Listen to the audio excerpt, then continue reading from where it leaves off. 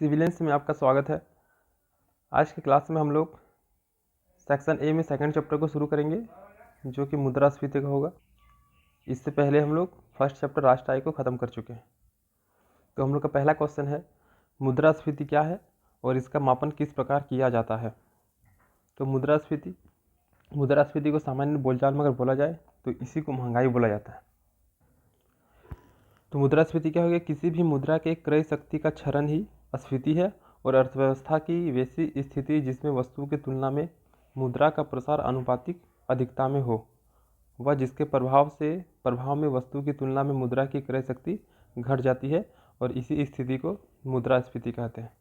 यानी कि देखिए क्या हो गया यहाँ पे कि वस्तु की तुलना में मुद्रा का प्रभाव ज़्यादा हो गया, यानी कि लोगों के पास पैसे की मात्रा ज़्यादा हो गई, लेकिन इसके तुलना में वस्तु जो हो गया उसकी मात्रा में कमी आ गई। इसके अब वस्तु के कमी होने के पीछे बहुत सारे रीज़न हो सकते हैं। हो सकता है कि खेती नहीं हुआ होगा, या फिर उत्पादन नहीं हो रहा होगा, या फिर फैक्ट्री में किसी कारणवश नए नए उत्पाद नहीं बन रहे होंगे। लोगों के पास पैसा तो है लेकिन वस्तु नहीं है। तो यहाँ पे एक कंसेप्ट है मांग और आपूर्ति। इसको पहले समझते हैं हम लोग। मांग और आपूर्ति, इसमें क्या है कि अगर मार्केट में मांग है, किसी भी चीज़ का अगर मांग है तो उसका पूर्ति होना चाहिए। सिंपल सा बात यही है कि अगर 5 केजी आटा का अगर मार्केट में मांग है तो 5 केजी आटा की पूर्ति होना चाहिए। अगर होता है तो वो बैलेंस रहेगा, कोई दिक्कत नहीं आएगा। लेकिन इसका उल्टा क्या हो जाता है कि अगर मांग अगर है 5 केजी आटा का अगर मांग है, लेकिन आटा का अगर पूर्ति नहीं हो पाता है, तो ऐसी स्थिति में जो भी मार्केट में आटा बचे हुए हैं उसके दाम क्या होंगे, बढ़ने लगेंगे। तो पहला क्या हो गया कि अगर मांग है लेकिन अगर आपूर्ति नहीं हो पा रही है तो फिर धीरे धीरे महंगाई बढ़ने लगेगी। जैसे कि मान लेते हैं कि अभी मार्केट में कितना है, 2 केजी का कोई सामान है और इस 2 केजी के सामान से सिर्फ और सिर्फ एक ही जन की पूर्ति हो सकती है, लेकिन मार्केट में 5 व्यक्तियों को आटे की आवश्यकता है, या फिर जो भी 2 केजी का सामान है उसको 5 व्यक्तियों की आवश्यकता है। तो ऐसी स्थिति में ये 5 व्यक्ति क्या करेंगे, इस 2 केजी के सामान को लेने की कोशिश करेंगे। यानी कि यहाँ पे प्रतिस्पर्धा देखने को मिलेगा और जो ग्राहक इसका ज़्यादा दाम देगा उसको यह सामान मिल जाएगा। जैसे कि कोरोना के समय क्या हो गया था कि सारे आयात निर्यात बंद हो गए। तो ऐसी स्थिति में सभी लोग तो घर में ही थे, तो मांग तो कंटिन्यू बना हुआ था, लेकिन कोरोना के समय में आपूर्ति नहीं हो पा रही थी। परिणाम स्वरूप क्या हो रहा था, चीज़ों का दाम बढ़ने शुरू हो गया था। तो वही स्थिति जो है वही हम लोग का कहलाता है महंगाई, और इकोनॉमिक्स में उसी को हम लोग बोलते हैं मुद्रास्फीति। अब दूसरा केस क्या है कि आपूर्ति बहुत ज़्यादा है, यानी कि यहाँ पे अगर 5 केजी आटा का मांग है तो मार्केट में अभी 10 केजी आटा अवेलेबल है, और ख़रीदने वाले कितने व्यक्ति हैं, 5 ही व्यक्ति हैं, जिनका टोटल खपत मान लेते हैं 5 केजी है। यानी कि जितना मांग है उससे ज़्यादा क्या हो चुका है, यहाँ पे उत्पादन हो चुका है। यानी कि इसको ऐसा समझते हैं कि 5 केजी आटा की आवश्यकता है, लेकिन मार्केट में 10 केजी आटा है। तो ऐसी स्थिति में वस्तु के दाम में क्या होता है, वस्तु के दाम में, कीमत में क्या होता है, कमी आना शुरू हो जाता है। तो मांग और आपूर्ति में क्या हो गया कि अगर मांग है काफ़ी ज़्यादा और आपूर्ति अगर नहीं हो पा रही है तो महंगाई बढ़ेगी। मांग अगर ज़्यादा है, आपूर्ति नहीं हो रहा तो महंगाई बढ़ेगी। अगर आपूर्ति बहुत ज़्यादा हो गया है और अगर मांग कम है तो फिर क्या होगा, महंगाई घटेगा। और महंगाई बढ़ना ही क्या है, मुद्रास्फीति है, और महंगाई घटना मुद्रा संकुचन, यानी कि मुद्रास्फीति का उल्टा। अब क्या है,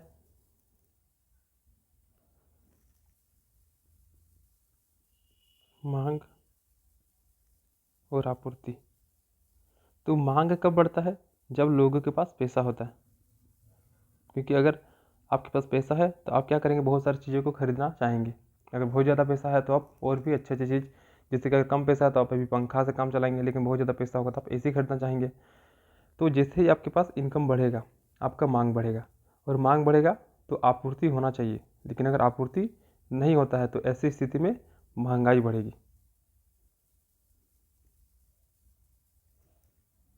तो महंगाई बढ़ेगी मतलब क्या हो गया कि आप किसी भी वस्तु को जो उसका वास्तविक मूल्य है उससे कई गुना ज़्यादा पैसा देके खरीद रहे हैं।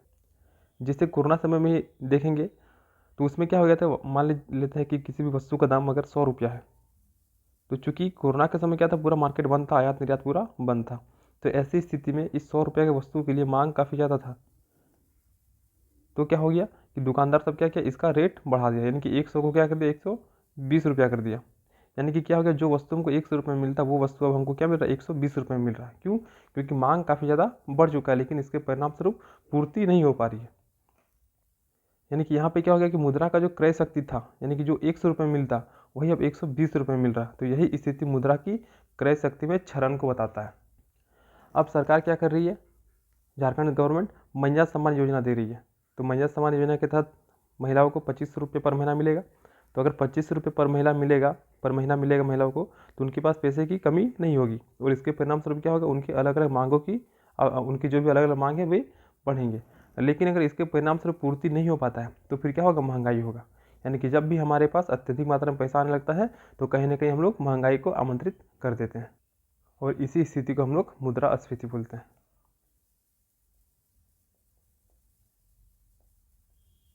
यानी कि इन्फ्लेशन। तो क्या हो गया कि अर्थव्यवस्था की वैसी स्थिति जिसमें वस्तु की तुलना में मुद्रा का प्रसार अनुपातिक अधिकता में हो, यानी कि आपके पास पैसा काफ़ी अधिक हो गया है, मुद्रा काफ़ी अधिक हो गया, लेकिन उसकी तुलना में मार्केट में वस्तु ही नहीं है, जिसके प्रभाव में वस्तु की तुलना में मुद्रा की क्रय शक्ति घट जाती है। तो जैसे बताएं कि अभी जो 100 रुपये का सामान था वो आपको 120 रुपये मिल रहा है, तो वही स्थिति मुद्रा की क्रय शक्ति का क्षरण को दिखा रहा है, और इसी स्थिति को हम लोग मुद्रास्फीति कहते हैं। मूलतः इस स्थिति में मुद्रा की मात्रा बढ़ती है तथा वस्तु की मात्रा घट जाती है, क्योंकि आपके पास पैसे की मात्रा बढ़ गई है, लेकिन उसके परिणाम स्वरूप आपका मांग भी बढ़ा है, लेकिन पूर्ति नहीं हो पा रहा।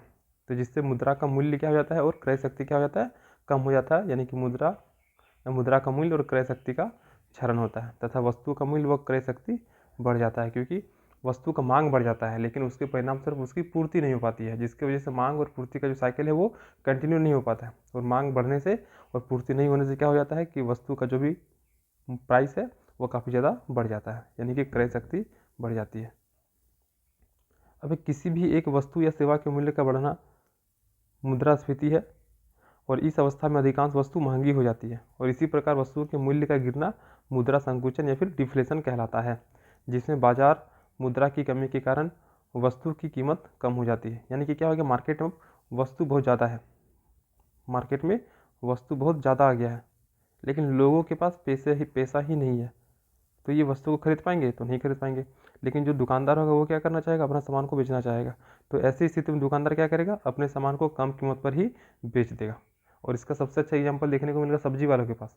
तो जब सुबह को आप सब्जी लेने जाइएगा तो वो आपको काफ़ी महंगा रेट में मिलेगा, लेकिन जिससे आप शाम में जाइएगा तो चूँकि उन लोगों को घर जाना होता है, तो वे लोग उस समय प्रॉफिट नहीं देखते, वे लोग देखते हैं कि कैसे भी करके जल्द से जल्द हम सामान को बेच देंगे।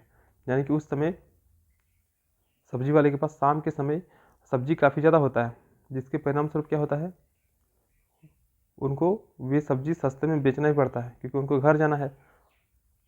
तो उनके सब्जी का जो वास्तविक रेट था उससे कम दाम पर ही वह बेच के चले जाते हैं। इसके पीछे का और भी वजह हो सकती है कि लोगों के पास पैसा ही नहीं है, जिसकी वजह से वो खरीद ही नहीं सकते हैं उतना महंगा सब्जी। परिणाम स्वरूप क्या होता है कि उनको सस्ते दरों पर ही बेचना पड़ता है, और यही स्थिति क्या कहलाता है, मुद्रा संकुचन कहलाता है। हाल ही में विमुद्रीकरण के प्रभाव में ऐसा देखने में आया था, जिस कारण वह सब्जियों के दाम में गिरावट हुई, परंतु आम लोगों की बोलचाल की भाषा में मुद्रा अस्फीति या फिर मुद्रा संकुचन का प्रयोग कम ही होता है, और लोग सामान्य बोलचाल में इसे महंगाई का बढ़ना या फिर महंगाई का घटना के नाम से ही व्यक्त करते हैं। यानी कि महंगाई बढ़ रहा है तो मुद्रास्फीति कहलाएगा, महंगाई घट रहा है तो मुद्रा अस्फीति कहलाएगा। अब आगे है मुद्रास्फीति का वर्गीकृत करने के कई आधार है, परंतु विभिन्न अर्थशास्त्रियों द्वारा सबसे प्रामाणिक आधार मांग व लागत पर आधारित मांग प्रेरित व लागत प्रेरित मुद्रास्फीति है। तो देखिए मुद्रास्फीति के प्रकार है, जैसे पहला मांग प्रेरित मुद्रास्फीति, लागत प्रेरित मुद्रास्फीति और घाटा प्रेरित मुद्रास्फीति। तो नाम से ही पता चल रहा है कि क्या होने वाला है इसमें, मांग प्रेरित में मांग होगा। तो मांग प्रेरित मुद्रास्फीति तो क्या होता है कि जब चालू कीमत पर वस्तुओं और सेवा के लिए इसकी मांग पूर्ति की तुलना में अधिक हो जाती है तो उसे मांग प्रेरित मुद्रास्फीति कहते हैं। यानी कि अभी जो बताए मांग और पूर्ति, तो जब मांग काफ़ी ज़्यादा हो जाता है और पूर्ति कम हो जाती है तो वही स्थिति कहलाती है मांग प्रेरित मुद्रास्फीति। और जब ऐसा होता है यानी कि मांग काफ़ी ज़्यादा लेकिन पूर्ति नहीं हो पाता है तो फिर क्या हो जाता है, महंगाई बढ़ जाता है। तो इस अवस्था में वस्तु महंगी हो जाती है, क्योंकि मांग की तुलना में उत्पादन या आपूर्ति नहीं हो पाती है। और इस प्रकार के मुद्रास्फीति का मुख्य कारण क्या है, तो जनसंख्या में हो रही लगातार वृद्धि, क्योंकि जनसंख्या में कंटिन्यू वृद्धि होगा तो मांग बढ़ते रहेगा, लेकिन हो सकता है उसके परिणाम स्वरूप पूर्ति नहीं हो पाएगा। या फिर ऋण योजनाओं का विस्तार होना। अब सरकार क्या करेगी, सस्ते दरों पर लोगों को ऋण उपलब्ध कराएगी। ग्रामीण क्षेत्र में लोग इजीली वित्तीय समावेशन के माध्यम से ऋण ले सकते हैं। इसके परिणाम स्वरूप क्या होगा, उनके पास पैसा आएगा, वे अलग अलग कार्य करेंगे।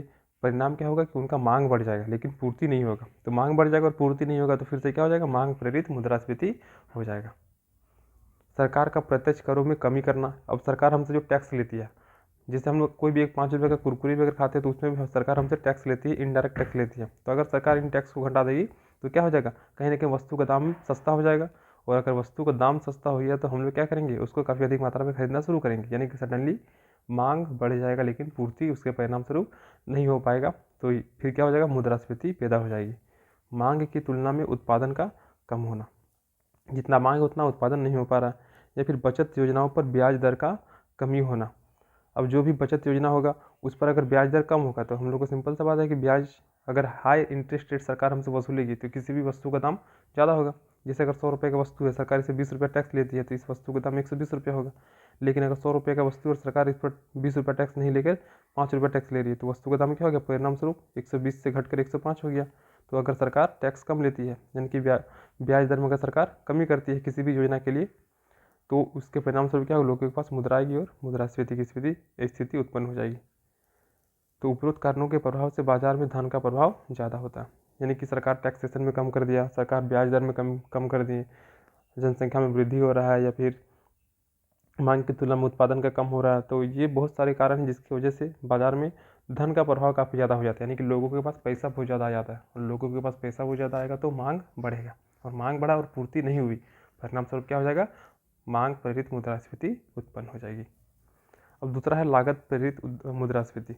तो जब वेतन लागत में वृद्धि के बाद वस्तु का मूल्य बढ़ता है तो उसे लागत प्रेरित मुद्रास्फीति कहते हैं। यानी कि आप अगर कोई किसी भी जगह पर काम कर रहे हैं, आपका कितना सैलरी 10,000 रुपया पर मंथ है, लेकिन क्या हो गया, अगला मंथ आपका सैलरी बढ़ के 15,000 रुपया हो गया, यानी कि 5,000 रुपया आपका सैलरी में बढ़ोतरी किया गया है, यानी कि आपका वेतन में 5,000 रुपया बढ़ा है। तो 5,000 बढ़ने के बाद क्या होगा, आपका मांग बढ़ जाएगा, क्योंकि जब आपका 10,000 सैलरी था तो आप 10,000 के अकॉर्डिंग ज़िंदगी जी रहे थे। अब आपका सैलरी 15,000 हो गया तो आप 15,000 के अकॉर्डिंग अपना ज़िंदगी जीना शुरू करेंगे। यानी कि हो सकता है कि यहाँ पे कोई चीज़ों की कमी रह जाती होगी 5,000 की वजह से, और यहाँ 5,000 बढ़ गया तो आप उन चीज़ों की पूर्ति कर सकते हैं। तो जैसे ही आपका सैलरी बढ़ा, जैसे ही आपका वेतन बढ़ा, वैसे ही क्या होने लगा, आपको नई नई चीज़ों की मांग होने लगी, और मांग हो गया लेकिन पूर्ति नहीं हुआ तो फिर वही स्थिति लागत प्रेरित मुद्रास्फीति को जन्म देगा। और इसका मुख्य कारण क्या हो गया, तो श्रमिकों के मजदूरी वेतन में वृद्धि होना, सरकार के द्वारा अप्रत्यक्ष करों के दरों में वृद्धि होना, या फिर व्यापारिक वर्ग के द्वारा ज़्यादा से ज़्यादा लाभ कमाने की इच्छा करना आदि हो सकता है। और इसमें वस्तु के उत्पादन की लागत बढ़ने से मूल्य में वृद्धि हो जाती है। यानी कि इसमें क्या हो गया कि जो भी श्रमिक होंगे उनका मजदूरी बढ़ जाएगा, या फिर उनका वेतन में वृद्धि हो जाएगा। सरकार के द्वारा जो अप्रत्यक्ष कर लिया जा रहा है उसके दरों में वृद्धि कर देगी, यानी कि जो 5 रुपये का सामान था वो अब हमको 7 रुपये में मिल रहा है। या फिर व्यापारी वर्ग जो है उनके द्वारा ज़्यादा से ज़्यादा लाभ कमाने की इच्छा होगी, यानी कि लोगों के पास अब सफिशेंट पैसा है कि वो किसी भी सामान को खरीद सकते हैं। तो ऐसी स्थिति में मांग बढ़ेगा, सिंपल सी बात है कि पैसा है तो मांग बढ़ेगा। लेकिन अगर पूर्ति नहीं हो पा रही है, पूर्ति अगर नहीं हो पा रही है तो जितनी भी वस्तु है उसके दाम में क्या होगी, बढ़ोतरी होगी, उसके मूल्य में बढ़ोतरी होगी। तो यही स्थिति हम लोग का कहलाता है लागत प्रेरित मुद्रास्फीति। अब तीसरा है घाटा प्रेरित मुद्रास्फीति। तो जब सरकार के द्वारा घाटे के बजट को कम करने हेतु आरबीआई से मुद्रा का निर्गमन यानी कि निकासी करवाती है तो उससे मुद्रा की आपूर्ति बढ़ जाती है। यानी कि सिंपल सा है कि जब आरबीआई मुद्रा का निर्गमन यानी कि निकालती है, बाहर निकालवाती है अन्य बैंकों के माध्यम से, तो मान लीजिए कि इसके अंडर एसबीआई है, बैंक ऑफ इंडिया है, बैंक या फिर अदर बैंक्स आ जाएंगे, तो ये क्या करेंगे, इनके पास काफ़ी अधिक मात्रा में मुद्रा आ जाएगी, क्योंकि आरबीआई से पैसा किनको दिया जाएगा, इन्हीं बैंकों को दिया जाएगा, डायरेक्ट आदमी को दिया नहीं जाएगा। अब एसबीआई ये पैसा क्या करेगी, अपने पास तो रखेगी नहीं, ये लोगों को देगी, और लोगों को देगी तो क्या करेगी, सस्ते दरों पर ये लोगों को लोन देगी। और अगर सस्ते ब्याज दर पर अगर लोन देगी एसबीआई या फिर बैंक ऑफ इंडिया, तो लोग क्या करेंगे, इजीली से उसको लेंगे, क्योंकि इसकी ब्याज दर क्या है कम। परिणाम स्वरूप क्या होगा, लोगों के पास पैसा आ जाएगा, लोगों के पास मुद्रा की आपूर्ति बढ़ जाएगी, और फलस्वरूप क्या होगा, जैसे पैसा आएगा मांग बढ़ेगा, और सडनली मांग बढ़ेगा तो सप्लाई नहीं हो पाएगा। जैसे कि हम लोग देखते हैं ये वाला दुर्गा पूजा के टाइम में देखते हैं हम लोग कि लोगों को बोनस मिलता है, अलग अलग BCCL कर्मचारियों को बोनस मिलता है या फिर सभी व्यक्तियों को उस टाइम पे सैलरी मिलता है और सडनली उनके पास पैसा आता है और सडनली क्या हो जाता है, मांग बढ़ जाता है। परिणाम स्वरूप क्या होता है कि मार्केट में महंगाई काफ़ी ज़्यादा देखने को मिलता है। खास करके जो BCCL वाला क्षेत्र है उधर पूरी तरीके से लोगों को बोनस मिलता है और दुर्गा पूजा का टाइम तुरंत उधर महंगाई बढ़ जाता है। तो RBI के द्वारा मुद्रा का अगर निर्गमन किया जाएगा तो SBI, बैंक ऑफ इंडिया ये सब क्या करेंगे, इसी दरों पर, सस्ते दरों पर लोगों को ऋण देंगे और लोगों को ऋण मिलेगा तो क्या होगा, परिणाम स्वरूप लोग ऋण लेंगे और उनके पास मुद्रा की पूर्ति बढ़ जाएगी और मुद्रा की पूर्ति बढ़ेगी लेकिन मांग क्या हो जाएगा, मांग भी बढ़ेगा और मांग बढ़ने के साथ साथ अगर पूर्ति नहीं हो पाता है तो फिर वो मुद्रास्फीति को जन्म दे देगा। अब इसके प्रमुख कारण जैसे विभिन्न प्राकृतिक आपदा के बाद मानसून के असफल होना या फिर कृषि उत्पाद में कमी से आपदा संकट या फिर सरकार द्वारा कृषि ऋण को माफ़ करना, अर्थव्यवस्था में योजनागत व्यय में वृद्धि कर दिया जाता है तो भी महंगाई बढ़ती है। यानी कि कोई आपदा आ गया है, प्राकृतिक आपदा हो गया तो उसको सही करने के लिए सरकार के द्वारा हो सकता है कि सस्ते दरों पर ऋण दिया जा रहा है या फिर मानसून की असफलता हो गई है या जिसकी वजह से कृषि क्षेत्र में उत्पादन नहीं हो पाया है तो फिर किसानों की जो भी ऋण है उसको माफ़ किया जाना। तो इन सभी चीज़ों की वजह से भी क्या हो जाता है, लोगों के पास पैसा आ जाता है तो परिणाम स्वरूप महंगाई बढ़ जाता है। तो ये हो गया हम लोग का 3 चीज़, मांग प्रेरित मुद्रास्फीति, लागत प्रेरित मुद्रास्फीति और घाटा प्रेरित मुद्रास्फीति। अब आगे है, भारत में वर्तमान समय में थोक मूल्य सूचकांक यानी कि होलसेल प्राइस इंडेक्स जिसको हम लोग WPI के नाम से जानते हैं और उपभोक्ता मूल्य सूचकांक यानी कि कंज्यूमर प्राइस इंडेक्स जिसको हम लोग CPI के नाम से जानते हैं। तो इन्हीं दोनों आधार पर मुद्रास्फीति का मापन किया जाता है। अब देखते हैं दोनों चीज़ को, थोक मूल्य सूचकांक क्या है और उपभोक्ता मूल्य सूचकांक क्या है। तो थोक मूल्य सूचकांक में क्या है कि इसमें सिर्फ और सिर्फ वस्तुओं की कीमत को काउंट किया जाता है, सेवा की कीमत को काउंट नहीं किया जाता है। इसमें क्या होता है कि कुछ वस्तु होते हैं जैसे कि थोक मूल्य सूचकांक के बास्केट में लगभग 697 उत्पाद है। अगर इस 697 उत्पाद के अगर दाम में वृद्धि देखी गई तो माना जाएगा क्या कि मुद्रास्फीति हुआ है और अगर इसमें कमी देखा गया तो सिंपल सा बात है कि मुद्रा संकुचन हो रहा है। तो भारत में मुद्रास्फीति की माप थोक मूल्य सूचकांक के आधार पर किया जाता है और इस सूचकांक का प्रयोग उन उत्पादों की औसत कीमत स्तर में बदलाव आंकने के लिए किया जाता है जिसका कारोबार थोक बाजार में होता है। और अभी थोक बाजार के बास्केट में कितना उत्पाद है, तो 697 उत्पाद है। यानी कि अगर इसके दाम में अगर बढ़ोतरी हो रहा है तो फिर हम लोग को मुद्रास्फीति के बारे में आकलन किया जा सकता है। अर्थात थोक मूल्य सूचकांक सिर्फ वस्तुओं की कीमत का सूचकांक है, सेवाओं का नहीं है। और वर्तमान समय में थोक मूल्य सूचकांक के बास्केट में 697 उत्पाद शामिल है और इन्हीं उत्पाद में होने वाली औसत वृद्धि के आधार पर मुद्रास्फीति के आंकड़े जारी किए जा रहे हैं। तो ये हो गया हम लोग का होलसेल प्राइस इंडेक्स, यानी कि थोक बाजार के बारे में यहाँ पे बात कर रहा है, जो वस्तु थोक में खरीदा जाता है, होलसेल प्राइस में खरीदा जाता है। अब है कंज्यूमर प्राइस इंडेक्स।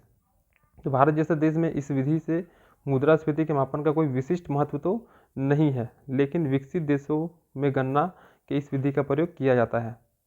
यानी कि सिंपल सा है कि विकासशील देश है भारत, तो भारत जैसे देश में उपभोक्ता मूल्य सूचकांक का प्रयोग नहीं किया जाता, लेकिन जो विकसित देश है उन सभी देशों में मुद्रास्फीति का मापन करने के लिए मुख्य रूप से उपभोक्ता मूल्य सूचकांक कंज्यूमर प्राइस इंडेक्स का ही उपयोग किया जाता है, जिसमें फुटकर वस्तुओं की कीमतों को अत्यधिक महत्व दिया जाता है। जैसे होलसेल में क्या होता है, हम लोग थोक वाले वस्तुओं की बात कर रहे हैं, तो उसी प्रकार से फुटकर वस्तुओं की बात हम लोग कंज्यूमर प्राइस इंडेक्स में करेंगे। और ये उपभोक्ताओं की ओर से खरीदे जाने वाली उत्पादों और सेवाओं के खास सेट को मासिक औसत कीमत को आंकड़े से जुड़ा सांख्यिकीय माप है। और भारत में उपभोक्ता मूल्य सूचकांक की गणना 3 समूहों से संबंधित है। यानी कि जैसे कि WPI में क्या होता कि 697 उत्पाद था, अगर उसमें उसके औसत दाम में अगर वृद्धि हो रही है तो सिंपल से मुद्रास्फीति हो रहा है या फिर मुद्रास्फीति से संबंधित आंकड़े जारी किए जा सकते हैं। उसी प्रकार से CPI में क्या है, जो CPI में उपभोक्ता के द्वारा जो भी वस्तु या फिर सेवा को खरीदा जा रहा है तो उसका मासिक औसत कीमत पता कर लिया जाता है और सबको जोड़कर एक डाटा कैलकुलेट किया जाता है, जिसके आधार पर बताया जाता है कि मुद्रास्फीति हो रहा है या फिर नहीं हो रहा। लेकिन ये मुख्य रूप से विकसित देशों में देखने को मिलता है। तो इस प्रकार से हम लोग का जो पहला क्वेश्चन था कि मुद्रास्फीति क्या है, तो डेफिनेशन क्लियर हो गया ये वाला। इसके बाद क्या हो गया, मुद्रास्फीति के प्रकार देख लिए हम लोग, और प्लस की मुद्रास्फीति को किस प्रकार से मापा जाता है।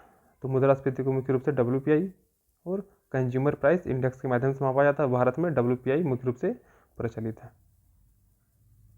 अब दूसरा क्वेश्चन है क्या कि भारत में मुद्रास्फीति के कारण बताएं तथा विभिन्न वर्गों पर पड़ने वाले इसके प्रभाव का आकलन करें अथवा इसके सकारात्मक और नकारात्मक प्रभावों का मूल्यांकन करें। तो मुद्रास्फीति क्लियर है। अब मुद्रास्फीति क्यों हो रहा है इस चीज़ को बताना है, प्लस कि अलग अलग वर्गों में मुद्रास्फीति का क्या क्या प्रभाव पड़ रहा है उसके बारे में बात करना है, या फिर हम लोग इसके सकारात्मक और नकारात्मक प्रभाव को जानेंगे।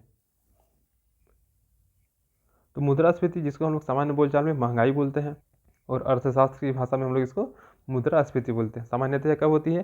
जब लोगों के पास पैसा काफ़ी ज़्यादा होता है, यानी कि मांग बढ़ता है, लेकिन उसके परिणाम स्वरूप आपूर्ति नहीं हो पाती है, तो वस्तु के दाम में वृद्धि शुरू हो जाती है, और वही स्थिति मुद्रास्फीति को जन्म देती है।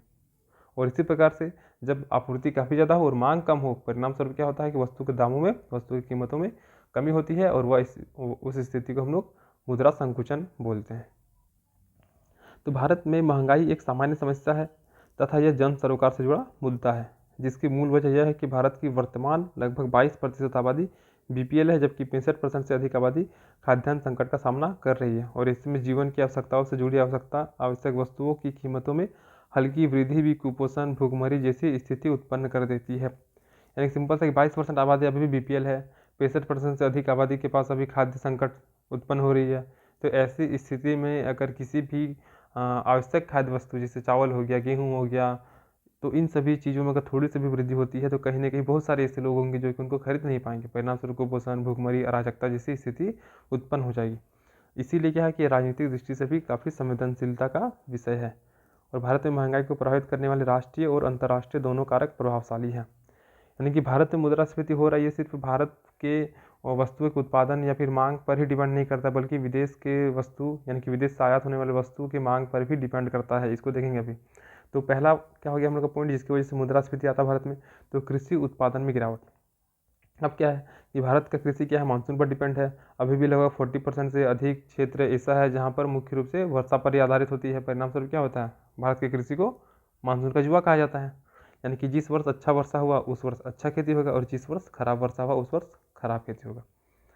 तो भारतीय कृषि को मानसून पर आधारित होने के कारण एक जुआ कहा जाता है तथा सामान्यतः प्रत्येक वर्ष कोई न कोई फसल सूखे, बाढ़ या फिर टिड्डी आक्रमण जैसे कारणों से बर्बाद हो जाती है। तो उन वस्तुओं की कीमत में वृद्धि मुद्रास्फीति को जन्म देता है। यानी कि मान लेते हैं कि इस पर चावल का खेती किया गया, लेकिन क्या हो गया कि इस साल वर्षा ही नहीं हुआ, और वर्षा अगर नहीं हुआ तो परिणाम स्वरूप क्या हो गया, चावल का खेती होगा नहीं होगा। तो चावल का जो स्टॉक होगा पिछले साल का, वही चावल हमारे पास बचेगा, लेकिन खाने वाले की संख्या घटी गया। पिछले साल का चावल तो ठीक है जो भी है, इस साल चावल का खेती नहीं हुआ, लेकिन इस साल क्या चावल खाने वाले की संख्या में कमी हुई क्या, तो कमी नहीं हुई। यानी कि चावल का मांग क्या होगा, दिन ब दिन बढ़ेगा, लेकिन परिणाम स्वरूप पूर्ति नहीं होगा। तो मांग बढ़ेगा लेकिन पूर्ति नहीं होगा।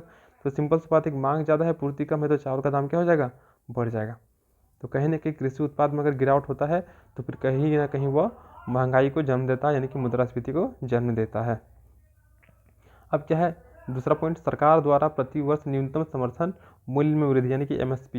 एमएसपी मतलब क्या हो गया कि सरकार किसानों को आश्वासन देती है कि मार्केट में आपके वस्तु का दाम कितना भी कम क्यों ना हो, हम लोग एक फिक्स प्राइस में आपसे सारा वस्तु खरीद लेंगे। जैसे कि 20 रुपये अगर मान लेते हैं कि सरकार ने 20 रुपये का वादा किया है किसानों से कि आपसे 20 रुपया पर केजी हम लोग चावल खरीदेंगे, चाहे मार्केट में उस समय चावल का दाम 10 रुपया ही क्यों ना चल रहा हो। यानी कि एक चीज़ हो गया क्या कि सरकार किसानों को 20 रुपया में चावल खरीदेगी, भले उस टाइम चावल का दाम काफ़ी सस्ता चल रहा है।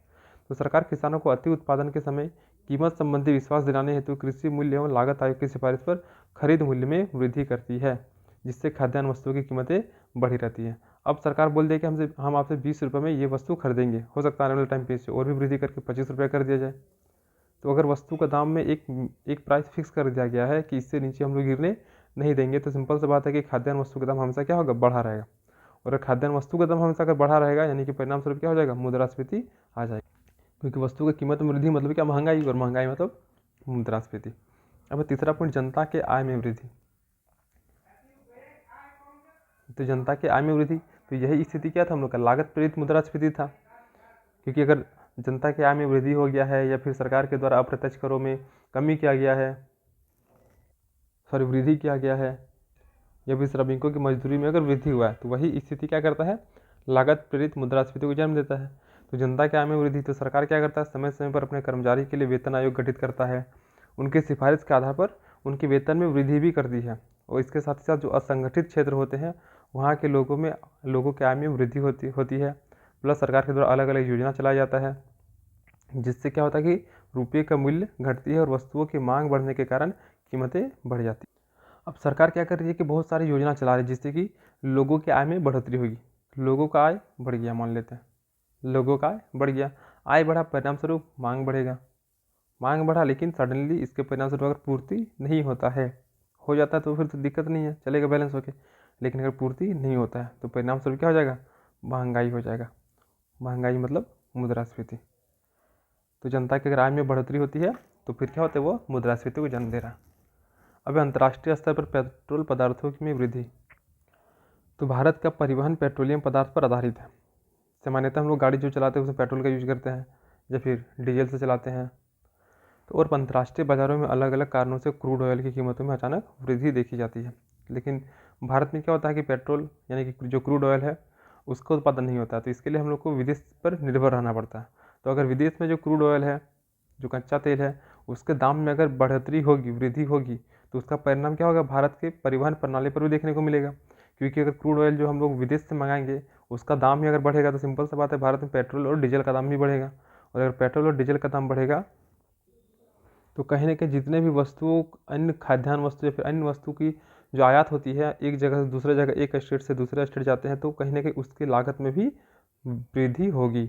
और अगर लागत में वृद्धि हो गया तो क्या हो जाएगा, वस्तु को जो बाजार में बेचेंगे यानी कि जो बाजार मूल्य होगा उसमें भी वृद्धि देखने को मिलेगा।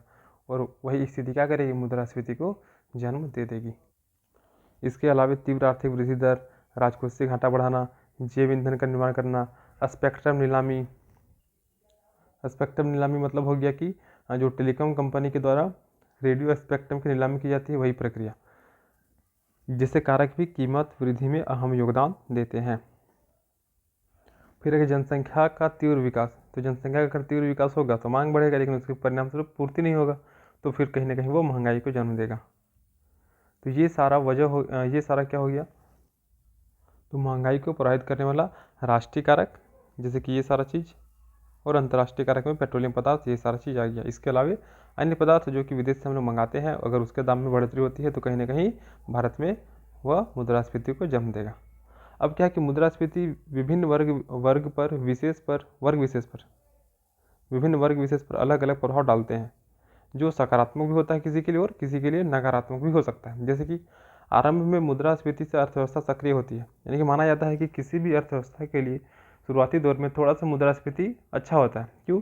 क्योंकि अगर महंगाई बढ़ रहा है, थोड़ा सा अगर महंगाई वस्तु में देखने को मिल रही है, तो हर व्यक्ति क्या करेगा, उत्पादन करना चाहेगा। देखिए, अगर महंगाई बढ़ रहा है मतलब क्या हो रहा है, मांग बढ़ेगा। अगर मांग बढ़ेगा तो सिंपल सा बात है कि शुरुआती स्टेज में क्या करेगा, हर कोई उत्पादन करना शुरू करेगा, यानी कि इसकी पूर्ति करना चाहेगा, नहीं ना होगा। तो अगर मांग बढ़ गया है तो हो सकता है कि इसकी पूर्ति के लिए और भी अधिक मात्रा में वस्तुओं की उत्पत्ति होगी। वस्तुओं की अधिक उत्पत्ति होने के लिए क्या होगा, और भी अधिक मात्रा में लोगों की आवश्यकता पड़ेगी। परिणाम स्वरूप लोगों को रोजगार भी मिल सकता है। तो ऐसा माना जाता है कि किसी भी अर्थव्यवस्था के लिए थोड़ी सी मुद्रास्फीति शुरुआती दौर में अच्छी होती है, क्योंकि मांग की पूर्ति से अधिक होने के कारण उत्पादकों को वस्तु और सेवा को उत्पादन बढ़ाने हेतु प्रोत्साहन मिलता है। यानी सिंपल सा है कि आप एक दुकान खोले हैं और आपकी दुकान में सडनली मांग बहुत ज़्यादा बढ़ गया, तो आप क्या करना चाहेंगे, उस मांग को पूरा करना चाहेंगे। तो उसके लिए आप हो सकता है कि अलग अलग लोगों को अपने दुकान में काम करने के लिए रखेंगे, जो कि और वस्तुओं को अन्य जगह से लाएंगे और पूर्ति करेंगे। इसके परिणाम स्वरूप क्या होगा कि लोगों में रोजगार के अवसर पैदा होंगे। श्रमिक और उत्पादन करने वाले के आय कारक की आय में अन्य कारक की आय में वृद्धि होगी, और यह स्थिति मांग और पूर्ति के बीच में संतुलन कायम रखता है।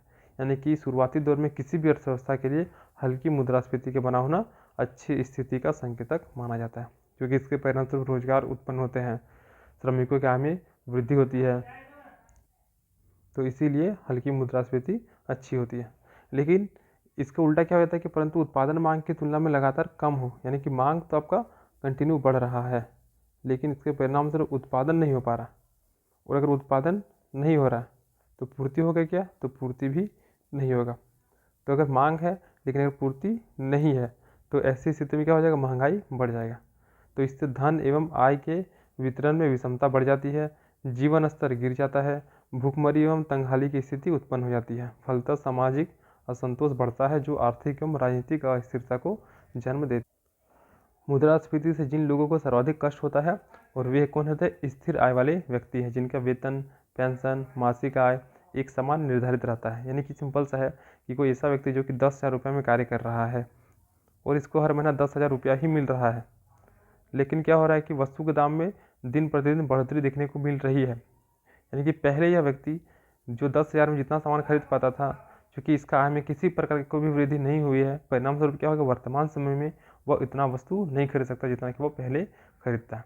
तो मुद्रास्फीति से सबसे ज़्यादा नुकसान किसको होता है, तो जिसका स्थिर आय है, यानी कि असंगठित क्षेत्र वाले लोगों को हो गया, या फिर जिसका वेतन, पेंशन और मासिक आय क्या होता है, एक समान निर्धारित रहता है, यानी कि उनके सैलरी में मुद्रास्फीति को काउंट नहीं किया जाता है। परिणाम स्वरूप इनको सबसे ज़्यादा समस्या का सामना करना पड़ता है। या फिर जिन लोगों के पास सरकारी बॉन्ड, जीवन बीमा पॉलिसी, मुद्रा कोष जैसी सावधि जमाएं बैंकों में रहती है, तो उनको हानि उठाना पड़ता है। यानी कि अब अगर मान लीजिए कि बैंक में आप 1,00,000 रुपया जमा कर दिए हैं, आज 2025 है, आप 2025 में क्या किए, 1,00,000 रुपया बैंक में जमा कर दिए। अब इस पैसा को आप 2030 में मान लीजिए निकालते हैं, तो जो भी इसका इंटरेस्ट रेट है उससे बढ़ के कुछ ज़्यादा हो जाएगा।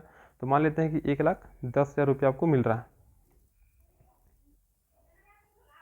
1,10,000 आपका बढ़कर हो गया मान लीजिए 5 साल में। लेकिन 5 साल बाद जो मुद्रास्फीति है उसकी वजह से यह पैसा भी क्या हो जाएगा, जो 5 साल पहले यानी कि 2025 में इसका जो वैल्यू था, 2030 में उतना वैल्यू नहीं रह जाएगा। यानी कि अगर आप बैंक में अपना पैसा जमा कर दिए हैं, तो कहीं ना कहीं मुद्रास्फीति की वजह से उस पैसे में कमी देखने को मिलेगी। कमी मतलब क्या हो गया कि उसके क्रय शक्ति में कमी हो जाएगी, क्योंकि मुद्रास्फीति में लगातार वृद्धि होने के कारण मुद्रा का मूल्य घटकर बहुत कम हो जाता है, और ऐसे में ऋणी लोग मूल्यहीन मुद्रा ऋणदाताओं को वापस करते हैं, और ऐसे में ऋणदाताओं को हानि और ऋणी को लाभ मिलता है। अब मान लीजिए कि हम किसी व्यक्ति को ऋण दिए हैं, 1,000 रुपये हम मान लीजिए किसी व्यक्ति को आज ऋण दिए हैं, और यह व्यक्ति हमको 2 साल बाद फिर से 1,000 रुपया वापस करता है। तो अभी चल रहा 2025 चल रहा है, और यह व्यक्ति हमको 2027 में वापस करेगा। कितना, 1,000 रुपये हम दिए थे, तो हमको 1,000 रुपया ही वापस करेगा। तो 2025 में जो 1,000 रुपये का जो मूल्य था, वही मूल्य 2027 में नहीं रहेगा। क्यों? क्योंकि जो 1,000 रुपये हम 2025 में जितना वस्तु खरीद सकते थे, उतना वस्तु हम 2027 में 1,000 रुपये में नहीं खरीद पाएंगे, क्योंकि इस समय क्या होगा, मुद्रास्फीति भी काफ़ी अधिक बढ़ सकती है। तो कहीं ना कहीं जो ऋण दाता है, यानी कि हम अगर ऋण दिए हैं, तो हमको क्या होगा, इस पैसे की तुलना में हमको क्या होगा, नुकसान होगा। जबकि जो ऋण लेने वाला व्यक्ति है उसको क्या होगा, प्रॉफिट होगा, क्योंकि ये 1,000 रुपये लिया था तो 1,000 रुपया ही वो दे रहा है। तो मुद्रास्फीति की वजह से जो ऋणदाता होते हैं उनको नुकसान होता है, जबकि जो ऋण लेने वाले होते हैं उनको प्रॉफिट होता है।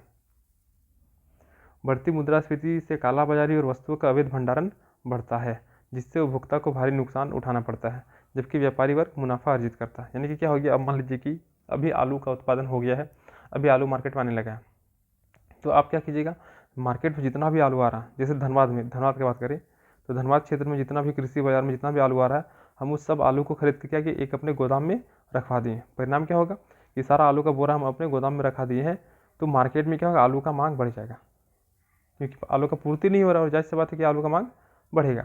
आलू का मांग बढ़ेगा लेकिन आलू का पूर्ति नहीं होगा, और अगर पूर्ति नहीं होता तो आपको पता है क्या होगा, महंगाई होगा।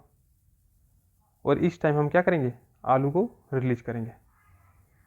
यानी कि हम क्या कर दिए कि जब मार्केट में सस्ता दरों पर आलू मिल रहा है, तो वैसे इस टाइम पे हम सभी आलू को अपने गोदाम में रखवा दें, और वह सभी आलू को रखते, जिसकी वजह से क्या होगा, मार्केट में आलू का शॉर्टेज हो गया और आलू का मांग बढ़ गया। तो आलू का मांग बढ़ा, लेकिन उसके परिणाम स्वरूप पूर्ति नहीं हुआ, और पूर्ति नहीं हुआ तो क्या हो गया, महंगाई हो गया, और जैसे ही महंगाई हुआ हम क्या किया, आलू को रिलीज कर दिए। तो इसका फायदा किसको हो गया, हमको हो गया। तो अगर हम वस्तु का कालाबाजारी करते हैं, फिर अवैध भंडारण करते हैं, तो इसके परिणाम स्वरूप नुकसान किसको हो रहा है, तो जो ग्राहक होंगे उसको नुकसान उठाना पड़ेगा, जबकि हम जैसे व्यापारी वर्ग को क्या हो जाएगा, इसका फायदा हो जाएगा। यानी कि मुद्रास्फीति की प्रक्रिया से क्या होता है कि मेरे जैसे कुछ लोग जो कि कालाबाजारी या फिर अवैध भंडारण कर रहे हैं, उनकी आय में बढ़ोतरी होगी, जबकि जो व्यक्ति खरीद रहा है उसकी आय में कमी देखने को मिलेगी। यानी कि जो धनवान व्यक्ति है वो और भी अधिक धनी होते जाएंगे, और जो गरीब व्यक्ति है वो और भी अधिक गरीब होगा, जो कि अर्थव्यवस्था की सेहत के लिए अच्छा नहीं होता है। तो ये हो गया हम लोग का दूसरा क्वेश्चन कि मुद्रास्फीति का कारण क्या होता है। तो ये सारा कारण होता है कि कृषि उत्पादन में गिरावट हो गया तो आता है मुद्रास्फीति, एमएसपी में अगर वृद्धि हो गया तो मुद्रास्फीति आता है। इसके अलावा और भी बहुत सारे कारक होता है, जैसे कि मार्केट में अगर ब्लैक मनी काफ़ी ज़्यादा है तो फिर कहीं ना कहीं लोगों के पास पैसा काफ़ी ज़्यादा होगा, और परिणाम स्वरूप क्या होगा, मुद्रास्फीति आएगा। क्योंकि अगर ब्लैक मनी है तो लोग क्या करेंगे, विलासितापूर्ण जीवन जीना शुरू कर देंगे, और इसके लिए बाजार में क्या हो जाएगा, अचानक से मुद्रा की वृद्धि होगी, और परिणाम स्वरूप मुद्रास्फीति हो जाएगा। अगर शादी का समय आता है मार्केट में, मतलब कि जब शादी का समय आता है तो क्या करता है, लोग बढ़ चढ़ कर पैसा का खर्चा करते हैं, प्रदर्शन प्रभाव दिखाने के लिए। तो ऐसी स्थिति में क्या हो जाएगा कि शादी पार्टी में अनावश्यक खर्चा होगा, तो वस्तु और सेवा का मांग भी काफ़ी ज़्यादा बढ़ेगा, परिणामस्वरूप कीमत बढ़ेगा, और कीमत बढ़ा तो मुद्रास्फीति हो जाएगा। अब अगला क्वेश्चन है, मुद्रास्फीति भारत की एक सामान्य समस्या है और मुद्रास्फीति को नियंत्रित करने के उपायों का उल्लेख करें। तो देखते हैं इसको क्या है। तो मुद्रास्फीति के बारे में सामान्य अवधारणा यह है कि यह एक बुराई है, परंतु समेकित अध्ययन कहता है कि हल्की मुद्रास्फीति अर्थव्यवस्था के सेहत के लिए अच्छी होती है, क्योंकि यह उत्पादक वर्ग में उत्पादन के प्रति उत्साह कायम रखती है। यानी कि हम लोग पिछला क्वेश्चन में देखें कि किसी भी अर्थव्यवस्था के लिए हल्की मुद्रास्फीति उसके शुरुआती दौर में अच्छी मानी जाती है, क्योंकि अगर मुद्रास्फीति होगा यानी कि क्या होगा, हल्की मुद्रास्फीति होगी यानी कि थोड़ा सा महंगाई बढ़ेगा। महंगाई क्यों बढ़ रहा है, क्योंकि मांग बढ़ रहा है, लेकिन इसकी तुलना में पूर्ति नहीं हो पा रहा। तो अगर मांग बढ़ रहा है तो शुरुआती दौर में क्या होगा, जितने भी दुकानदार हैं, जितने भी बेचने वाले हैं, वे सब क्या करेंगे, उसको पूर्ति करना चाहेंगे। यानी कि अगर वस्तु का मांग हुआ है तो उसको लोगों को देना चाहेंगे। परिणाम स्वरूप क्या होगा, लोगों में रोजगार के अवसर पैदा होंगे, लोगों की आय में वृद्धि होगी। यानी कि कहीं ना कहीं उत्पादक वर्ग में उत्पादन के प्रति उत्साह कायम होगा, लोग क्या करेंगे, उत्पादन करना चाहेंगे। तो इसीलिए बोला जाता है कि किसी भी अर्थव्यवस्था के लिए हल्की मुद्रास्फीति काफ़ी ज़्यादा इंपॉर्टेंट होती है। लेकिन वर्तमान समय में आरबीआई भी इस बात पर गंभीरता से विचार कर रहा है कि अर्थव्यवस्था में मुद्रास्फीति की दर को लक्ष्य बनाया जाए, अर्थात मुद्रास्फीति को एक दर से ऊपर अथवा नीचे नहीं रहने दिया जाए। और इस संदर्भ में आरबीआई ने उर्जित पटेल समिति बनाई है और इसने सिफारिश की है कि आरबीआई 4% की मुद्रास्फीति दर को अपना लक्ष्य बना सकती है। साथ ही कमेटी ने कहा है कि इस पर निगरानी रखने के लिए मॉनेटरी पॉलिसी कमेटी यानी कि एमपीसी गठित की जाएगी, जो एक उत्तरदायी संस्था रहेगी। तो क्या हो गया कि आरबीआई ने उर्जित पटेल समिति बनाया और इस समिति ने सिफारिश किया कि 4% तक की मुद्रास्फीति दर हो सकती है। प्लस क्या हो गया कि इस पर निगरानी रखने के लिए एमपीसी का गठन किया गया, जो कि एक उत्तरदायी संस्था रहेगा। अब भारत में मुद्रास्फीति पर नियंत्रण करने के लिए क्या क्या कदम उठाए जाते हैं, तो मेनली 3 कदम उठाए जाते हैं। पहला मौद्रिक नीति हो गया, मॉनेटरी पॉलिसी, दूसरा राजकोषीय नीति और तीसरा कीमत नीति या फिर अन्य उपाय इसमें शामिल हो जाते हैं। तो देखते हैं मौद्रिक नीति में क्या हो गया। तो देश में मुद्रा की पूर्ति के नियंत्रण से संबंधित उपाय को मौद्रिक उपाय कहते हैं, जिसका भारत में संचालन आरबीआई करता है। यानी कि मौद्रिक नीति में क्या आ जाएगा, मुद्रा की पूर्ति से संबंधित जितने भी उपाय हैं वो सभी मौद्रिक नीति में आ जाएंगे, मौद्रिक उपाय में आ जाएंगे। और मुख्य रूप से इसका संचालन आरबीआई के द्वारा, रिजर्व बैंक के द्वारा किया जाता है। और सामान्यतः यह माना जाता है कि बाजार में मुद्रा की अधिकता होने के कारण मुद्रा का मूल्य घट जाता है। यानी कि लोगों के पास पैसा काफ़ी ज़्यादा हो गया है, तो मांग हो गया है, लेकिन पूर्ति नहीं हो पाया, पूर्ति इसके परिणाम स्वरूप नहीं हो पा रहा। यानी कि जितना भी वस्तु है मार्केट में, उसी वस्तु को फिर से आपको बेचना है, क्योंकि पूर्ति तो हो नहीं रही है, तो इसी वस्तु को बेचेंगे। जैसे कि अगर एक गांव में एक क्या समोसा दुकान है और इस समोसे दुकान के पास 5 समोसा है, लेकिन खाने वाले कितना व्यक्ति है, 10 व्यक्ति है। एक समोसा का दाम कितना है, 5 रुपया है, ठीक है। तो 5 समोसा है, खाने वाले व्यक्ति 10 है। तो सिंपल सा बात है कि और ये 5 समोसा बना नहीं रहा आगे, या फिर इसके पास सामान नहीं जिसकी वजह से ये और भी समोसा बना सकेगा। लेकिन 10 व्यक्ति को क्या है, समोसा खाना है, तो दुकानदार क्या करेगा, इसके दाम में बढ़ा देगा, बढ़ोतरी कर देगा। तो जैसे इसके दाम में बढ़ोतरी कर देगा, अब यह 10 व्यक्ति में जो इसके बढ़े हुए दाम को दे पाएगा वो समोसा खाएगा। यानी कि यहाँ पे एक चीज़ क्या हो गया कि कायदे से जो समोसा का दाम 5 रुपया था, इसका मांग काफ़ी ज़्यादा हो गया। यहाँ पे क्या हो गया, मांग हो गया, लेकिन ये क्या किया, पूर्ति नहीं कर पाया। ये जो दुकानदार था ये पूर्ति नहीं कर पाया, परिणाम क्या हो गया कि महंगाई बढ़ गया। तो यही क्या कहला रहा है कि मुद्रा का मूल्य क्या हो गया, घट गया। यानी कि जो समोसा 5 रुपये मिलता था, अब उसी समोसा का दाम बढ़ के 7 रुपये हो जाएगा। तो यही स्थिति क्या बता रहा है, मुद्रा का मूल्य का घटना बता रहा है। तो मुद्रा का मूल्य घट रहा है मतलब क्या हो गया, वस्तु का कीमत बढ़ रहा है। मुद्रा का मूल्य का घटना मतलब वस्तु का कीमत में बढ़ोतरी होना, और ये कब होगा, जब मांग होगा लेकिन पूर्ति नहीं होगा। तो ऐसे में आरबीआई कई कदम उठाकर बाजार से मुद्रा को निकालता है, ताकि मुद्रा का अभाव होने से व्यक्तियों की क्रय क्षमता घटे और आपूर्ति में संतुलन बना रहे। अब है कि लोगों के पास पैसा आ गया, क्यों, क्योंकि सरकार क्या कर रही है, टैक्स में कमी कर दिया है। सरकार क्या कर रही है, लोगों की आय में बढ़ोतरी कर दी है। सरकार ने क्या क्या अलग अलग योजना चला के लोगों को अलग अलग तरीके से पैसा दे रही है, जिसे वर्तमान में झारखंड सरकार मैया समान योजना दे रही है। तो लोगों के पास क्या हो रहा है, पैसा आ रहा है। अगर पैसा आएगा तो मांग बढ़ेगा, और मांग बढ़ेगा, लेकिन अगर पूर्ति नहीं हुआ, परिणाम स्वरूप क्या हो जाएगा, मुद्रा का जो मूल्य है वो क्या होगा, घट जाएगा, और इसके परिणाम स्वरूप वस्तु की कीमत में बढ़ोतरी होगी। तो सरकार क्या करेगी, अगर लोगों से पैसा लेना शुरू कर देगी। लेने का मतलब क्या हो गया कि सरकार ने टैक्स बढ़ा दिया। तो कायदे से अगर अभी हमको किसी वस्तु के लिए 100 रुपये देना पड़ता है, सरकार ने टैक्स बढ़ा के 5 रुपये एक्स्ट्रा कर दिया, तो अब हमको 105 रुपया देना पड़ेगा। और इसी प्रकार से हर वस्तु पर टैक्स देना होगा। तो कहीं ना कहीं अगर मेरा खर्चा टोटल 1000 रुपया था, तो वो 1000 बढ़ के अब कितना हो जाएगा, 1100 रुपये हो सकता है, 1200 रुपये हो सकता है, क्योंकि सरकार ने क्या किया, टैक्स बढ़ा दिया। या फिर बैंक के द्वारा अलग अलग मौद्रिक नीति के तहत क्या हो रहा है कि बैंक अपना जो प्रतिभूति है, उन प्रतिभूतियों को बैंक क्या कर बेच रहा है।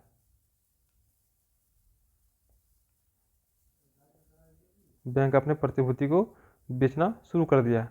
तो अगर बैंक इसको बेचेगा मार्केट में, तो मार्केट से कोई व्यक्ति इसको खरीदेगा, और अगर मार्केट से कोई व्यक्ति खरीदेगा इसको, तो इसके बदले में मार्केट का व्यक्ति क्या करेगा, बैंक को पैसा देगा।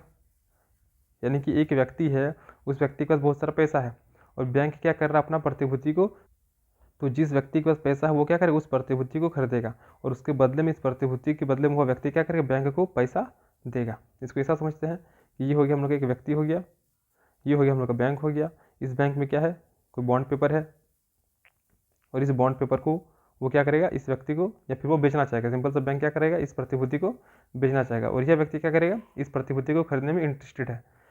तो यह व्यक्ति ये प्रतिभूति खरीदेगा, इसके बदले में यह व्यक्ति बैंक में क्या देगा, पैसा देगा। इस प्रतिभूति का जितना दाम है उतना पैसा देगा। परिणाम क्या होगा कि ये अपना सारा पैसा कहाँ दे दिया, बैंक में जमा कर दिया, और इसके पास पैसे की कमी हो गई। तो अगर पैसे की कमी हो गई तो मांग में क्या होगा, कमी होगा। मांग में कमी होगा तो फिर क्या हो जाएगा, मुद्रास्फीति जैसी स्थिति उत्पन्न नहीं होगी। तो बाजार में मुद्रा निकासी के लिए आरबीआई निम्न कदम उठा सकती है। कैसे कैसे, तो बैंक दर में वृद्धि कर सकती है। बैंक दर मतलब क्या हो गया कि जो आरबीआई जैसे एसबीआई हो गया या फिर बैंक ऑफ इंडिया हो गया, इनको जिस रेट पे इन लोग को आरबीआई लोन देती है, वही दर क्या कहलाता है, बैंक दर कहलाता है, बैंक रेट कहलाता है। तो जैसे कि एसबीआई के पास भी दुर्गा पूजा का समय है या फिर कोई भी शादी के समय है, तो ऐसी स्थिति में लोग क्या करते हैं, सामान्यतः बैंक से लोन लेते हैं। तो बैंक वाले को भी लोन देने के लिए क्या होना चाहिए, पैसा होना चाहिए। तो ऐसी स्थिति में एसबीआई और बैंक ऑफ इंडिया जैसे बैंकों को लोन कौन देता है, आरबीआई देता है। तो जिस रेट पे आरबीआई, एसबीआई या फिर बैंक ऑफ इंडिया को लोन देता है, वही रेट क्या कहलाता है, हम लोग का बैंक रेट कहलाता है। अब क्या है कि आरबीआई जो है वो बैंक ऑफ इंडिया को लोन दे रहा, और इसका इंटरेस्ट रेट मान लेते हैं कितना, 1% इंटरेस्ट रेट रखा गया है। आरबीआई 1% इंटरेस्ट रेट पे बैंक ऑफ इंडिया को लोन दे रहा। तो ये बैंक ऑफ इंडिया हो सकता है कि 2% इंटरेस्ट रेट पे लोगों को लोन देगा। ये एक केस हो गया। सेकंड केस क्या हो गया कि फिर से आरबीआई है, ये बैंक ऑफ इंडिया को 2% के रेट से लोन दे रहा। तो बैंक ऑफ इंडिया अपने ग्राहकों को कितना परसेंट देगा, 2% से बढ़ाकर 3% में दे सकता है, 4% में दे सकता है। अब दो केस है, तो यहाँ पे दो केस में आप कौन सा केस में लोन लेना पसंद करेंगे। तो सिंपल सा बात है, हर व्यक्ति क्या करेगा, यहाँ पे लोन लेना पसंद करेगा। क्यों, क्योंकि यहाँ पे आपका इंटरेस्ट रेट कम है। तो अगर आरबीआई क्या करेगा कि आरबीआई जो बैंक दर है उसको बढ़ा देगा, यानी कि ये वाला केस, आरबीआई क्या किया, अपना बैंक दर 1% से बढ़ाकर 2% कर दिया। परिणाम स्वरूप बैंक ऑफ इंडिया क्या करेगा, आरबीआई से कम लोन लेगा। अब अगर बैंक ऑफ इंडिया आरबीआई से कम लोन लेगा, तो इसके पास पैसा में क्या होगा, पैसे की कमी होगी। तो अगर बैंक ऑफ इंडिया के पास पैसे की कमी होगी, तो सिंपल सी बात है कि लोग तो चाहेंगे, दुर्गा पूजा का समय है तो वो पैसा लोन लेना चाहेंगे। यानी कि लोगों के पास मांग क्या है, अभी काफ़ी ज़्यादा बना है कि हमको लोन लेना है, लेकिन बैंक ऑफ इंडिया के पास क्या, पैसा की कमी है, यानी कि पूर्ति नहीं हो पाया है। तो ऐसी स्थिति में क्या करेगा, बैंक ऑफ इंडिया अपना इंटरेस्ट रेट हाई कर देगा। जैसे ही इंटरेस्ट रेट हाई करेगा, सभी लोग क्या करेंगे, लोन लेंगे क्या, नहीं लेंगे। अगर सभी लोग लोन नहीं लेंगे तो इनके पास पैसे की पूर्ति होगी, नहीं होगी। और अगर पैसे की पूर्ति नहीं हुई तो क्या महंगाई आएगा, तो महंगाई नहीं आएगा। क्यों, क्योंकि पैसा का पूर्ति नहीं हुआ, परिणाम स्वरूप लोग मार्केट नहीं जाएंगे, कपड़ा नहीं खरीदेंगे, मीठा नहीं खरीदेंगे, और उसकी मांग भी नहीं बढ़ेगी, परिणाम स्वरूप महंगाई भी नहीं बढ़ेगी। तो इस प्रकार से आरबीआई बैंक दर में वृद्धि करके महंगाई को कम कर सकती है, मुद्रास्फीति को कम कर सकती है। या फिर सीआरआर में वृद्धि, क्या होता है सीआरआर, तो बैंकों को अपने पास कुछ मुद्रा रिजर्व रखना होता है। अभी हम लोग पढ़ेंगे उसको बैंकिंग सेक्टर में सीआरआर को। तो सिंपल सा बात है कि बैंकों को अपने पास कुछ मुद्रा रिजर्व रखना होता है, तो वही कहलाता है सीआरआर कहलाता है। तो अगर आरबीआई कुछ नीति ले, जिसके परिणाम स्वरूप बोल जाएगा कि अगर आप अपने पास 500 रुपये रखते थे, तो अब आपको 1000 रुपया रिजर्व रखना पड़ेगा। तो ऐसी स्थिति में क्या हो गया कि बैंक को 500 से 1000 रुपया अपने पास रखना पड़ेगा, यानी कि 500 में बढ़ोतरी किया गया। परिणाम स्वरूप क्या हो गया कि अगर बैंक के पास पहले 1500 रुपया था बांटने के लिए, जिसमें से 500 रुपया वो बैंक सीआरआर के रूप में रखता था, अब आरबीआई क्या बोल रही है कि आपको 1000 रुपया रखना पड़ेगा CRR के रूप में। तो अब बैंक कितना पैसा दे सकता है लोगों को, तो 500 रुपये लोगों को दे सकता है। अब 500 रुपये लोगों को देगा, यानी कि इसके परिणाम स्वरूप यहाँ पे 1000 दे सकता था, क्योंकि 500 रुपया CRR के फॉर्म में रख दिया। तो यहाँ पे 1000 देता और अब कितना है बैंक के पास, 500 रुपया लोगों को देने के लिए। तो यही 500 रुपया क्या करेगा, वो लोगों को देगा। लेकिन चूँकि पैसा की कमी है और मांग क्या है, काफ़ी ज़्यादा है। अगर मांग ज़्यादा है तो बैंक क्या करेगा, इंटरेस्ट रेट हाई कर देगा, ब्याज दर हाई कर देगा। परिणाम क्या होगा कि हर व्यक्ति लोन नहीं लेगा, और हर व्यक्ति लोन नहीं लेगा तो सभी के पास मुद्रा की पूर्ति नहीं होगी, और परिणाम स्वरूप मुद्रास्फीति को कंट्रोल किया जा सकता है। फिर सीमांत कटौती में वृद्धि और खुले बाजार में प्रतिभूतियों को बेचना आदि। तो इन सारी प्रक्रिया के माध्यम से RBI यानी कि RBI अलग अलग मौद्रिक नीति के माध्यम से मुद्रास्फीति को कंट्रोल कर सकता है। अब दूसरा है राजकोषीय उपाय। तो राजकोषीय उपाय के तहत सार्वजनिक व्यय, कराधान, घरेलू सार्वजनिक ऋण में वृद्धि जैसे उपायों को शामिल किया जाता है। सरकार मुद्रास्फीति का नियंत्रण करने के लिए सड़क निर्माण, नहर एवं बांध निर्माण, स्कूल एवं अस्पताल निर्माण जैसे कामों पर सार्वजनिक निवेश को कम रखती है। यानी कि सरकार क्या करेगा, राजकोषीय उपाय के तहत सड़क निर्माण हो गया, नहर या फिर बांध बनाना है, या फिर स्कूल या फिर अस्पताल का निर्माण करना है, तो इन सभी के लिए मुख्य रूप से सरकार पैसा देती है। तो सरकार इनमें निवेश करना कम कर देगी। क्यों? क्योंकि अगर सड़क का निर्माण नहीं होगा तो यातायात के साधन उतने अच्छे तरीके से नहीं चल पाएंगे। अगर यातायात के साधन नहीं चल तो बहुत सारे लोगों को रोज़गार नहीं मिलेगा, बहुत सारे लोगों के आय में कमी होगी, और आय में अगर कमी होगी तो मांग में कमी होगा, और मांग और पूर्ति क्या होगा, ये दोनों सर्कल, मांग और पूर्ति का जो साइकिल है वो बैलेंस बना। तो इस प्रकार से सरकार सड़क निर्माण या फिर स्कूल अस्पताल का निर्माण में कम निवेश करके मुद्रास्फीति को कंट्रोल कर सकती है, ताकि सरकारी मांग में कमी आने से समग्र मांग में कमी आएगी। और इसी प्रकार सरकार कई प्रकार के करों की दरों में भी वृद्धि करती है, ताकि लोगों का प्रयोज्य आय कम हो जाए, और इससे भी लोगों की क्रय क्षमता घटेगी। यानी कि सरकार टैक्स बढ़ा देगी तो परिणाम स्वरूप क्या होगा, लोगों का जो क्रय शक्ति होगा वो क्या होगा, कम होगा। और अगर क्रय शक्ति कम होगा तो सिंपल सा बात है कि किसी भी वस्तु का मांग कम होगा, और मांग कम होगा तो कीमत भी नियंत्रित होगा। इसके अलावा सरप्लस बजट बनाकर भी सरकार कीमतों पर नियंत्रण रखती है, और यह वह नीति है जिससे सरकारी व्यय सरकारी आय से कम रहती है। फिर आता है कीमत नीति आता है। तो कीमत नीति से अभिप्राय क्या हो गया, तो अर्थव्यवस्था में वस्तुओं और सेवाओं की कीमतों को निर्देशित, नियमित और नियंत्रित करने से है। इसके तहत वस्तुओं का अभाव भी चूंकि मुद्रास्फीति का कारण है, अतः उत्पादन में वृद्धि इसका सर्वोत्तम उपचार है। तो वस्तु का अभाव क्या होता है, कहीं ना कहीं मुद्रास्फीति को जन्म देता है। क्यों? क्योंकि मांग है लेकिन पूर्ति नहीं हो पा रहा है, यानी कि वस्तु का अभाव हो गया है। तो ऐसी स्थिति में क्या होगा, दाम में वृद्धि होगी और परिणाम स्वरूप मुद्रास्फीति आएगा। तो अगर हम लोग जो मांग है, इस मांग की तुलना में अगर हम पूर्ति कर देते हैं तो मुद्रास्फीति उत्पन्न ही नहीं होगी। तो कीमत नीति में वही वाला हो गया है कि क्योंकि मुद्रास्फीति के कारण क्या है, वस्तु का अभाव है। तो अगर ऐसी स्थिति में अगर हम उत्पादन में वृद्धि कर दें तो ऑलरेडी क्या होगा, मुद्रास्फीति खत्म हो जाएगा, मुद्रास्फीति बैलेंस हो जाएगा, क्योंकि मांग और पूर्ति का जो साइकिल है वो ऑलरेडी बैलेंस हो रहा है। तो सरकार क्या करती है, साथ ही सरकार अनिवार्य वस्तुओं की कीमत नियंत्रण करने के लिए नीतियों का निर्माण भी कर सकती है। इसके अलावा सरकार को कृषि आय पर कर लगाना चाहिए तथा जमा चोरी रोकने हेतु कड़े कानून एवं उसका क्रियान्वयन करना चाहिए। तो जैसे हम लोग काला बाजारी देखे थे कि आलू का स्टॉक हम कर लिए, तो जब महंगाई बढ़ गया तो उस समय हम आलू रिलीज कर दिए, तो परिणाम स्वरूप मेरे पास काफ़ी ज़्यादा आय हो गया। तो ये सारा स्थिति सरकार को रोकने के लिए कड़े कानून बनाने चाहिए, ताकि मुद्रास्फीति को कंट्रोल किया जा सके। तो उपरोक्त वर्णन से स्पष्ट है कि मुद्रास्फीति एक बेहद संवेदनशील मुद्दा है, जहाँ कारक को प्रभावित एवं नियंत्रित करना पड़ता है, और ऐसे में चातुर्यपूर्ण संतुलन नीति जो आय वृद्धि को बढ़ाए, उत्पादन को बढ़ाए, लेकिन व्यक्तियों के क्रय क्षमता को सीमित रखे, और प्रभावशाली विकल्प यही वाला है। यानी कि सिंपल सा बात है कि कुछ ऐसा नीति बनना चाहिए जिससे कि हम लोग आय में तो बढ़ोतरी हो, लेकिन हम लोग का क्रय क्षमता जो वो भी एक लिमिट में रहे। ऐसा नहीं कि आय बढ़ गया तो धनाधन मांग बढ़ाना शुरू कर दी। तो ऐसा कोई नीति सरकार को अपनाना चाहिए। तो इसी के साथ हम लोग का जो सेकंड चैप्टर था मुद्रास्फीति का, इन्फ्लेशन का, वो भी खत्म होता है। इसके बाद हम लोग का तीसरा चैप्टर होगा जो कि जनांकीय लक्षण का होगा, वो भी छोटा सा चैप्टर है। तो आप लोग एक बार इस PDF को खुद से पढ़ लीजिएगा, जितना बार हो सके उतना बार इसको पढ़िए, चीज़ों को समझिए, क्योंकि मुद्रास्फीति काफ़ी इजी टॉपिक है। अगर समझ लेंगे तो आप लोग इसको खुद से लिख सकते हैं।